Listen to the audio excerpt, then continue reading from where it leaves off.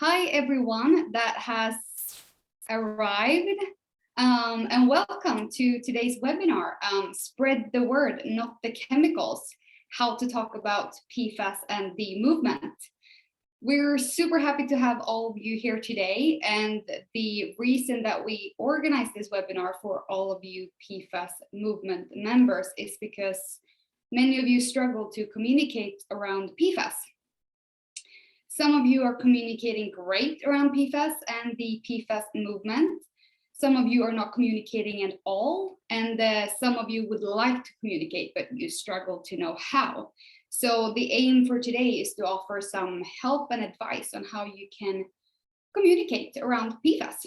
And of course, we also want as many companies as possible to sign for a group ban on all PFAS. And therefore, we also need you to communicate and spread the word about the PFAS movement. I've also invited Kristina Volkova Hellström from the Swedish Society for Nature Conservation, and she will talk about the importance of communicating from a consumer perspective. She is responsible for the Instagram account Surface, where she's focused on PFAS in cosmetics and had direct contact with over 17,000 followers. So she's somewhat of an expert in communicating around PFAS from a consumer perspective. Like I mentioned at the start, this webinar will be recorded and the slides will be made available after as well.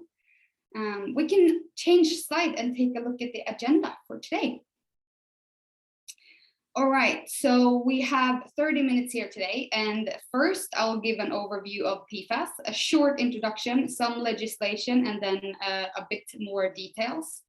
Of course, this is a repetition for some of you, but this is partly the information that we suggest that your staff knows, especially if you have retail staff that may receive questions about PFAS.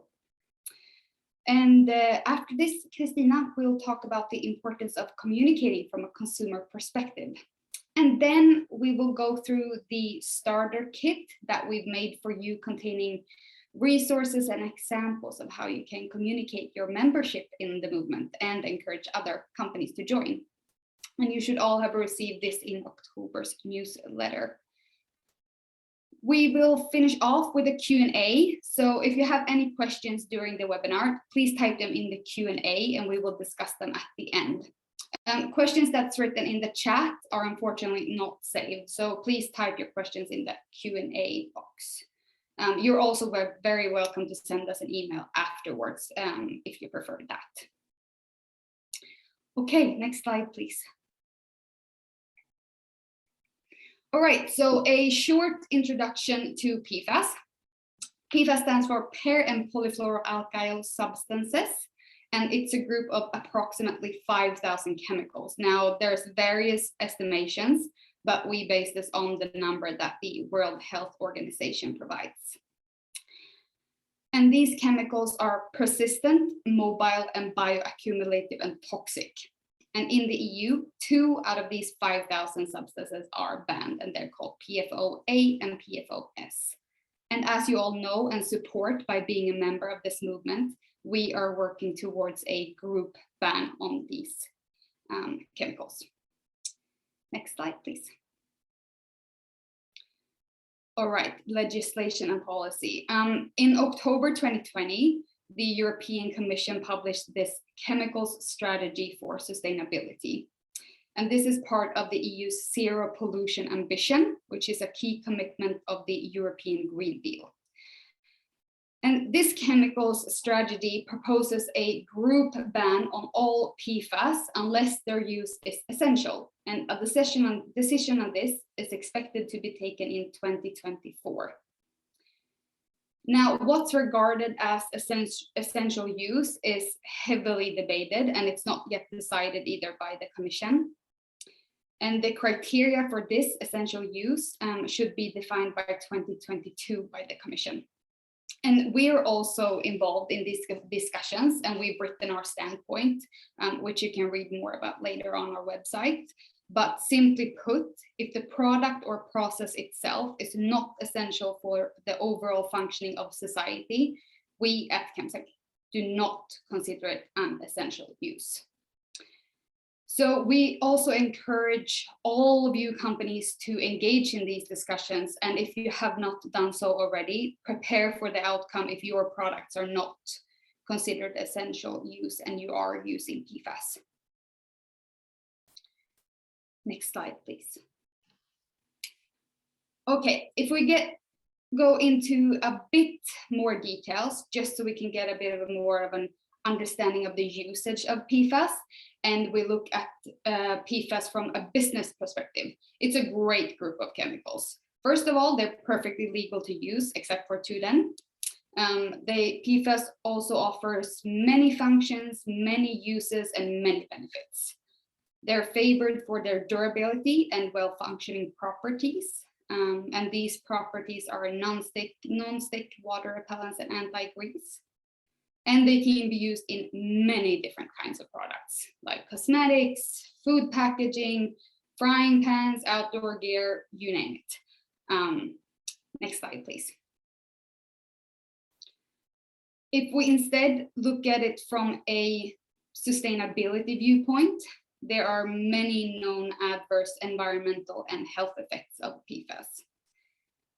They're persistent, hence why they're also called forever chemicals, meaning that they don't break down, but instead persist in our environment. Some health effects are they're cancerogenic. Another effect are liver damages. They affect fertility and reproduction. They have a reduced antibody effect. They affect cholesterol levels, and they can cause thyroid diseases. So from a sustainability viewpoint, knowing these health and environmental effects, it's impossible to argue for a continued use of PFAS. Next slide, please. Yeah, but as we know, there is still use of PFAS. And if you're a company now that use PFAS, you might want to try to identify which one of these you belong to. So some common reasons to why companies are still using PFAS are lack of knowledge / ignorance. Either you're unaware of the fact that you are using PFAS, or you're unaware of the fact that it has no value in the product. This is a common example in cosmetics. Or you just choose to ignore the health and environmental effects and you focus on the properties of PFAS and profits. Requirements. Some companies have requirements where the use of PFAS is a must, as for example with personal protection equipment. Lack of alternatives. This one then relates to the two above. Either you lack an alternative that perform as good as a PFAS and you therefore choose to ignore the health and environmental effects, or you lack an alternative that fulfill the safety requirements. Contamination. A company might have a restricted substance list, RSL, that restricts PFAS, but products might get contaminated from, for example, other companies using the same factory and using PFAS. This is, of course, then unintended use of PFAS. And of course, this will impact on how you communicate regarding PFAS and PFAS movement, and we will circle back to this shortly. But now I would like to leave the floor to Christina that will talk about communication from a consumer perspective. Yes, thank you. Excuse me, I have a really bad cold, so if you hear me coughing, I apologize. But thank you for having me. Some of you already know me from either through Surface, because you've felt the heat from Surface followers, or through other collaborations. And I'm really happy to be here and tell you a little bit more about what customers tell us. And it might seem strange, like why would customers tell us anything? Well, we've noticed that when customers don't find information on the company websites or when they contact service or customer support, they actually contact us and ask us what we know. And this is difficult for us because we don't know more than what it says, but it does give us the perfect opportunity to gather some data on what customers expect and what questions they ask and what questions are not being answered. So I was thinking that this could be a perfect time to share that with you. As you can imagine, PFAS has been the #1 question that people ask us for the last couple of years. From being an unknown chemical, PFAS is becoming sort of a household name, I feel, at least from my side of things. So we do get a lot of questions. And some things that people tell us when they email us is that when they ask companies why they choose not to remove PFAS until they're illegal, or why they don't put more resources into the phase out process, the answer is often that there is lack of demand for PFAS-free alternatives or products. And I think that's really interesting because when you inform people about PFAS and they find out what it is and what it does, they will seldom seek out PFAS products after that. They will seldom go to a store and ask for specifically for PFAS products. So when it comes to demand, I think it's usually about lack of knowledge. And a customer can't demand something that they don't know about. So for you guys in this movement, I think this is a golden opportunity to capitalize on that, because by informing your customers, you can create demand. And by being in the forefront, as you are, with the phase out and everything, you could be the ones that people seek out to find these alternatives. So you could actually be a part of creating the demand. And I just want to also say that chemical policy is very important to customers. And it's not only customers that contact us, but also customer surveys show this very thing. There was this survey from the Swedish Chamber of Commerce just last year, where they asked people to rank aspects of sustainability. What are the most important aspects of it? And 91% of the people who answered that question, they ranked non-hazardous chemicals as the number one most important aspect of sustainability, which put that aspect as the second most important aspect of sustainability. And that's something also that is very seldom mentioned in the sustainability part of the web page that companies have. It's really difficult to find a chemical policy web page. So with that said, I think that's something that is really important for companies to adjust and to take more seriously the questions that people have about chemicals. And there are some really nice examples just in this group here. I can't mention everyone, of course, but if you know that you need some inspiration as to how to communicate about chemicals and PFAS, I think you should go into two websites, Houdini, who are done with the phase out, and Cervera, who are still working on it. Both of these companies have done a really great job communicating their work and PFAS and chemicals in general. So I think it's really good to go and find some inspiration there if you feel you need it. I'm sure there are more examples, but those are the ones that I've recently looked at myself. So that brings me to the next point, and that is transparency. And that's something that these companies both have written a lot about, or they have been transparent with the work. And I want to talk about why that is important. Because when we speak to companies, they very often say that they choose not to communicate everything they've done on PFAS until they're done. So they want to wait until the phase out is done and you're completely PFAS free. And when I ask why, usually the answer is that they're afraid of questions like, if PFAS are so bad, why are you still selling products containing PFAS? Why don't you just remove all of them right now? And yes, it's a tough question. It will be asked. Those of you who have experience with Surface know that that question is definitely asked. And it can feel like it's better not to even open up for that question.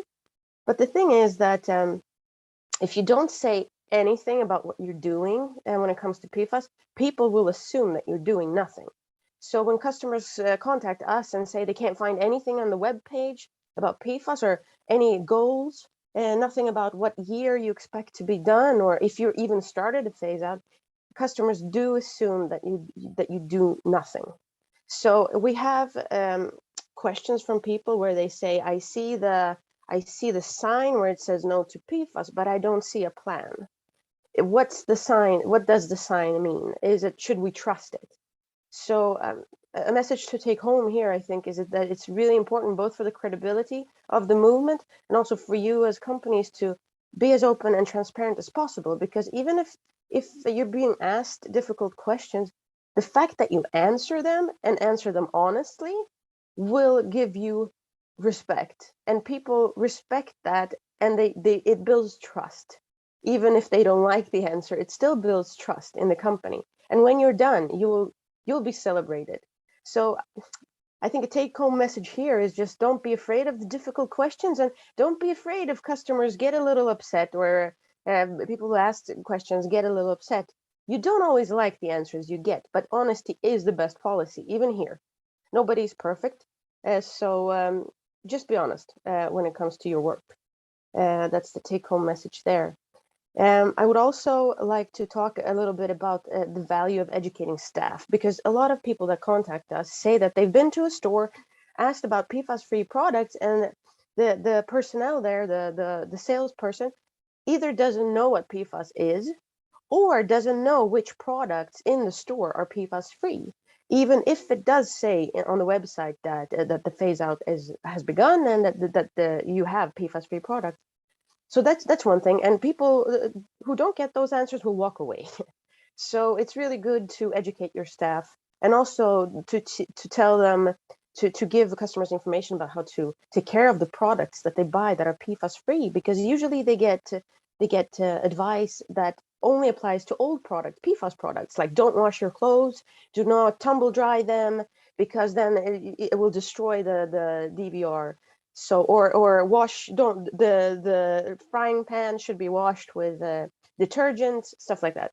So just educate your staff. I think that's really important to keep the customers that are aware of PFAS. And I'm running out of time, but I did want to show you some of the things that companies have told people that email us as to why PFAS is not a problem. One common thing is that companies say that you should not worry, we follow legislation, so all is well. And the thing here is, it's just a really bad answer, because following legislation is the minimum that a customer requires. Because if you do not follow the legislation, you're breaking the law. And that's like not something that you expect as a customer. So avoid saying that.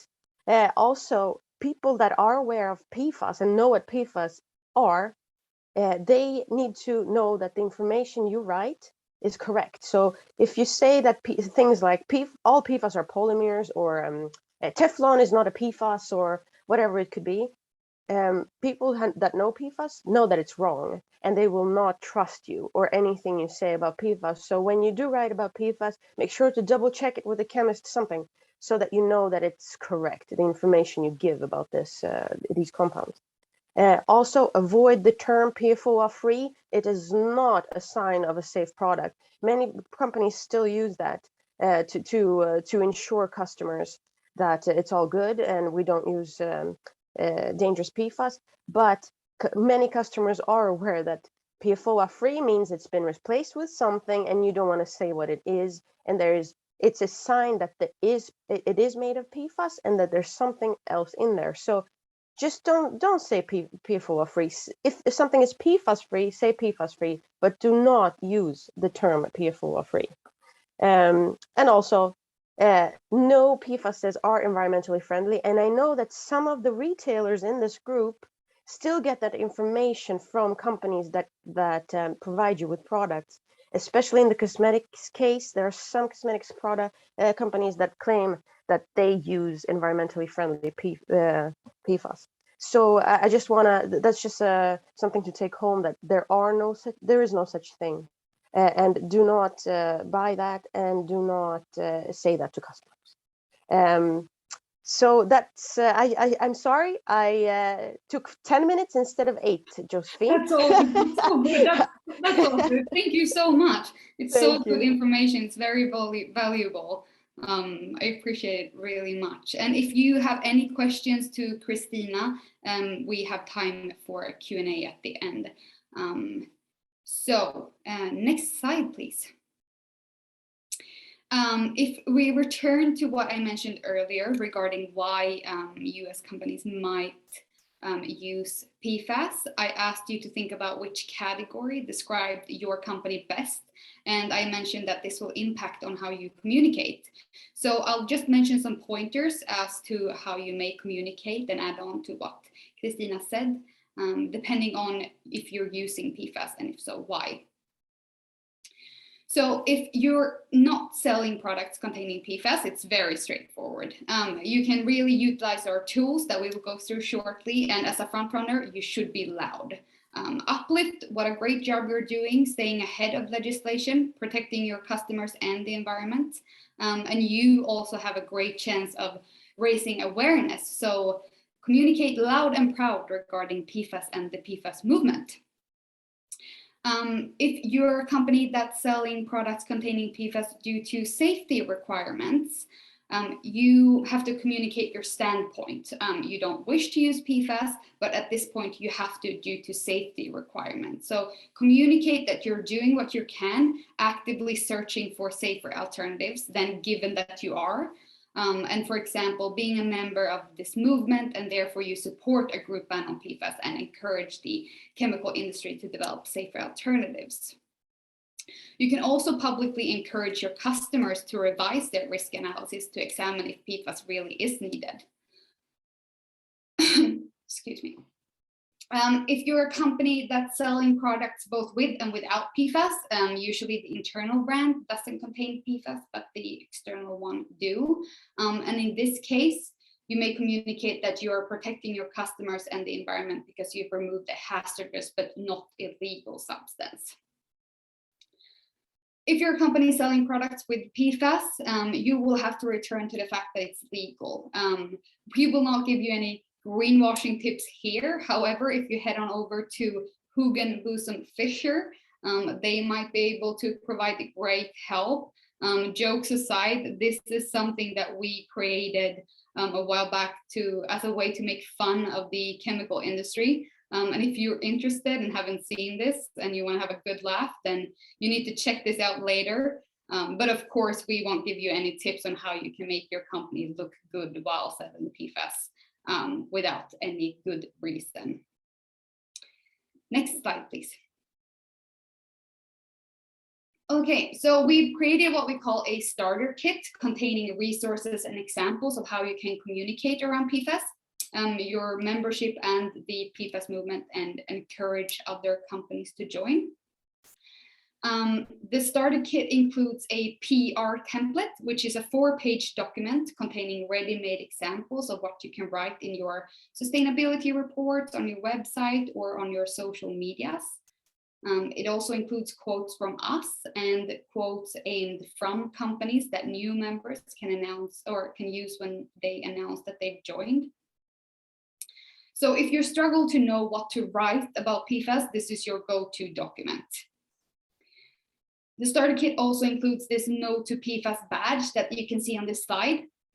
And note that this says No to PFAS and not Free from PFAS. And that is because, you know, this movement does not gather companies that are PFAS free, but companies that want all PFAS banned. And you are free to use this badge in the way that you want. For example, in sustainability reports or on your website or social medias, and new members can use it when announcing that they've joined. You're also free to print and use this in, for example, stores or on labels. And if you think of something that you feel is missing in this starter kit and would like something more included, then please type any suggestions in the Q&A or send me an email afterwards. Okay, next slide, please. This is just some examples from members. Like I mentioned at the start, some members are very vocal around PFAS and the movement, and I've gathered some examples here. As you can see, Idun Minerals use the No to PFAS badge in stores. There's also an example in the middle there from Stena Sportswear's sustainability report, and an example from Paul Brungård where they use the badge in their email signatures. Next slide, please. Okay, so before we move on and finish off with the Q&A, I would just like to take this opportunity to say that we have started an Instagram account. It's called PFAS_movement. And the aim of it is to raise awareness of PFAS and PFAS movement. So please follow, like, and tag us. And if you want to be extra nice, please share our profile. If you're interested in doing a collaboration, then please just send me an email. Okay, next slide, please. So we've reached the end of this webinar. Are there any questions in the Q&A that we can answer? Yes, I can take the question that it's for Christina then. So what product category do you get most questions about from consumers? Is it cosmetics or something else? It's mostly three categories. It's cosmetics, it's clothing, especially for kids, and it's very much frying pans, the kitchenware category. I say that those are the top three, definitely. And people don't yet know about other categories like floor polish and things like that, but once they do, I'm sure that people will ask as much. But yeah, those three, I'd say. So on that note, a follow-up, because you said before that the consumer knowledge is increasing.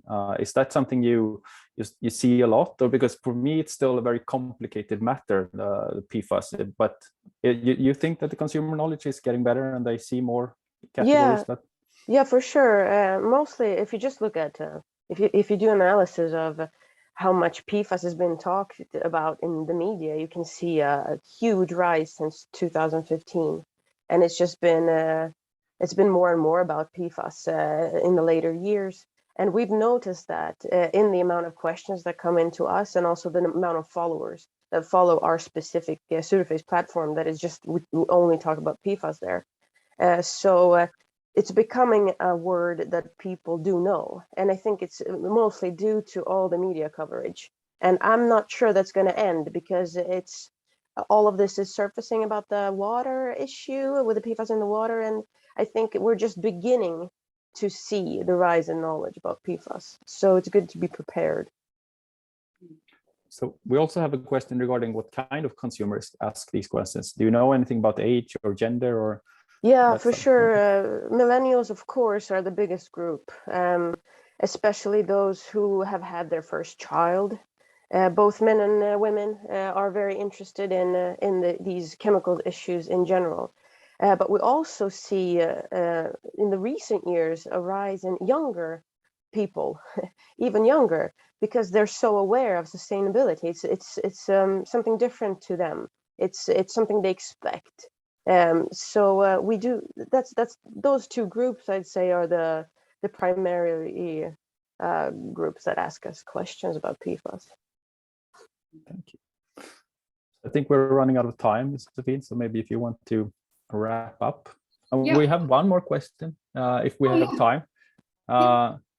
So it's a question for me, maybe for you, Josephine. Do you expect PTFE non-stick to escape through the essentiality criteria? So will it be an essential use, the frying pan use? What do you think, the chemist of the two of us? Yeah, I think that it will not be an essential use, PTFE in non-stick frying pans. I have a very hard time seeing that should be considered essential, because there are alternatives, and it's definitely not. It's not an essential use per se, and there are definitely a lot of alternatives today for that kind of use. So I would say no on that question. And he agrees. Chris. Okay, yeah, we're running out of time, but thank you so much to all of you for your time, and especially thanks to you, Christina. Please follow us on Twitter and Instagram, and if you haven't done so already, head on over to our website and sign up to our newsletter. That's a different one than the PFAS newsletter. So yeah, thank you so much. Bye, everyone. Thank you. Bye.